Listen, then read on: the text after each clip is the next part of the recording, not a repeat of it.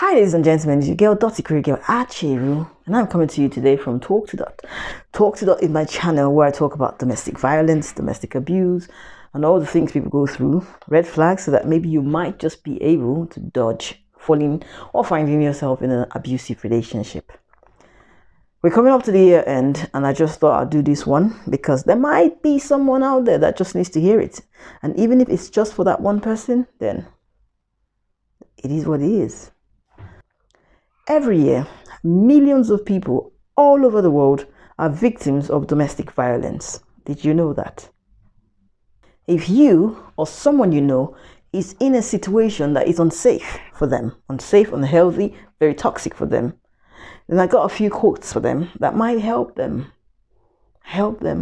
survive, heal, and pull through whatever they're going through.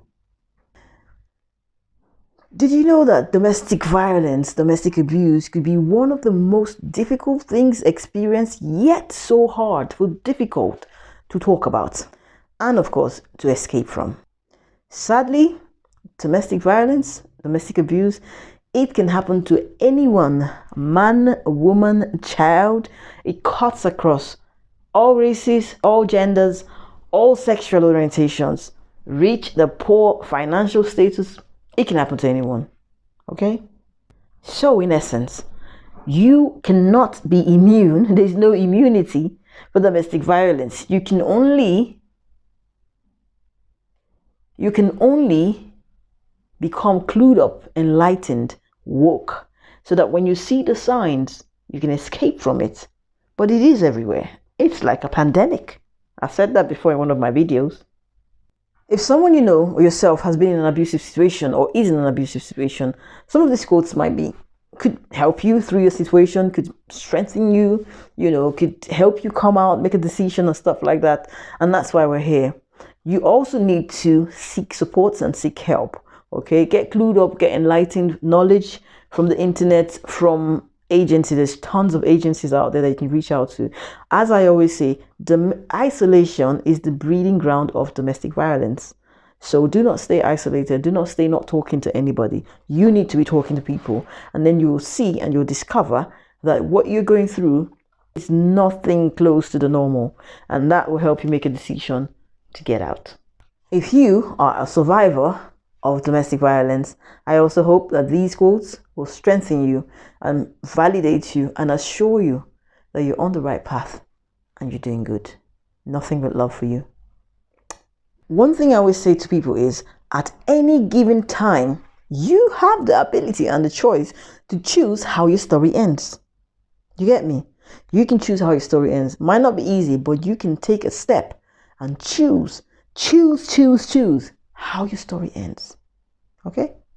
Remember that despite it all, here you are, living. You're not dead. You're still alive.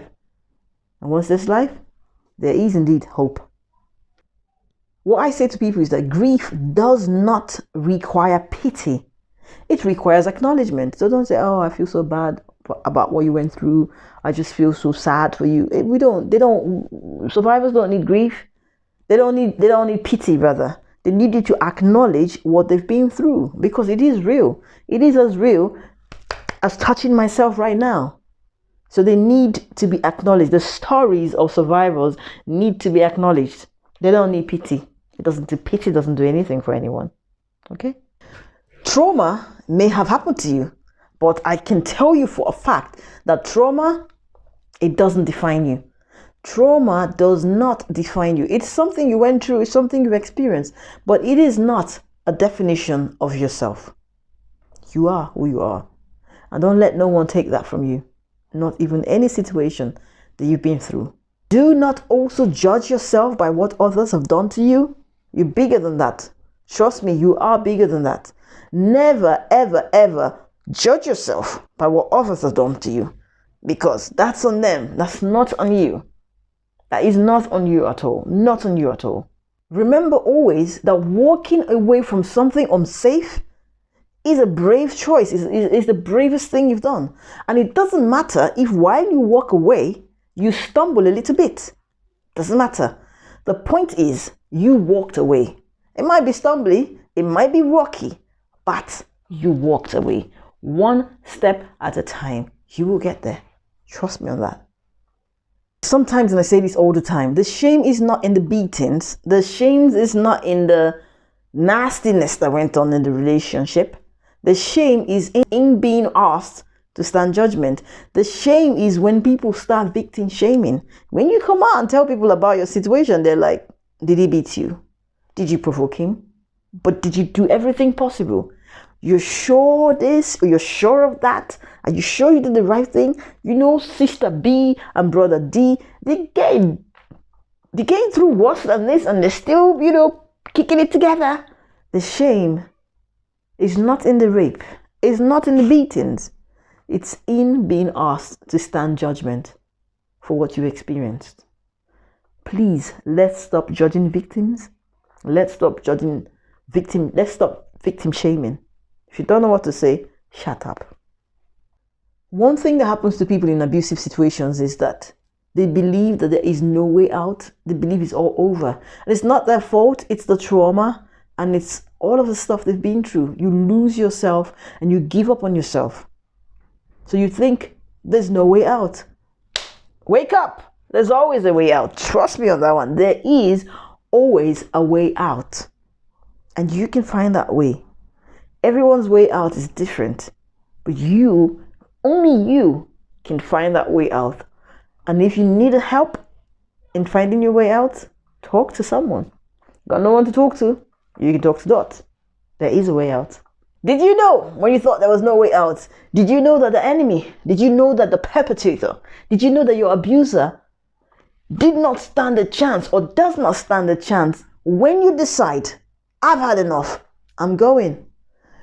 The abuser, the perpetrator, the one that felt like the big person, the big man, did you know that they don't stand a chance? There's nothing they can do.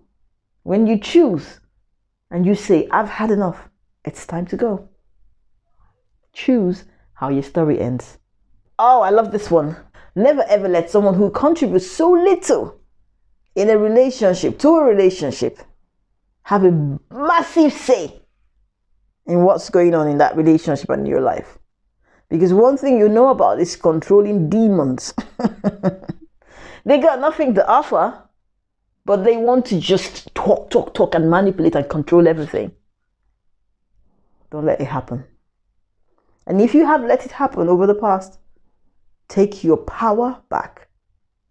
Yeah. A lot of people say, oh, it's a relationship issue, it's a man and woman issue, love matters, we don't want to get involved because, later on they're going to settle and I'm going to be the enemy. Or, do you know what, it's my issue, I'm not going to talk about it, I'm just going to manage it.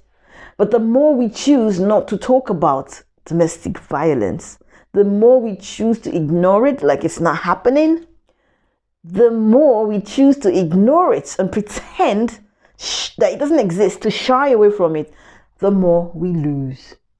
By not talking about domestic violence, by not acknowledging the fact that it exists, has it changed the numbers of people that have died in it? No, the numbers are increasing. We have to talk about it because it's real. It is real. Very real. Look around you. As a survivor, one thing you need to know is when you own your story and you love yourself through the process of that story, you find out that that's the best thing. That is the best thing you've ever done. It's an amazing feeling. Own your story and love yourselves through the process. It is amazing. And it's the best way to get through it. Each time a woman stands up for herself, claiming it, speaking it, what she doesn't know is she's standing up for tons, millions of women out there that are going through the same thing. And by one person standing up to say it, you just raised an army of other people, an army of sleepers. Your voice was the voice of everyone. people tend to think that domestic violence is for a particular kind of people, poor people, maybe rich people's problem, maybe a Western world problem, maybe an African problem, or the developing nation problem. What they fail to understand is it doesn't matter how rich or how poor you are. It doesn't matter what gender or social issues you might be going through. It doesn't matter the class, social class. It doesn't matter the level of education you have. Yeah? It doesn't matter how much verbal and intellectual capability you have. Verbal, mental, physical violence can happen to anybody. Trust me, you ain't exempt. You're only exempt when you have now understood what it is. When you are now well aware of what it is. When you can now see it from 1,000 miles. And even when you miss it and then you see it, you can step away. That's when you're exempt. But it's all over. It doesn't stop. It can happen to anyone. One thing you have to know about abusers, yeah? And this goes to victims, this goes to survivors, and this goes to siblings, friends, colleagues of people that are going through abusive, domestic violence, people that are victims of abuse. One thing the abuser does is to try to control, manipulate the victim. When they can no longer control and manipulate their victim, you know what they do? They try to manipulate the family members, the friends, the colleagues, and other social networks. Because what they intend to do is to make the victim seem like they're crazy. But the real person who's cuckoo is them. So for friends, families, colleagues, social networks, watch out. Watch out for these things. The person that is telling you what they've been through, showing you the signs, they're not crazy. They're not crazy because you're looking at that other charismatic, well-collected person who, sounds like gentle Jesus me command. They're going around trying to manipulate the rest of the people. Okay? This is to the victims out there and to the survivors. Just know that as much as the abuser hates you, and especially when you leave them, they hate you for leaving. They hate the fact that they can't control or manipulate you. They cannot deceive you anymore.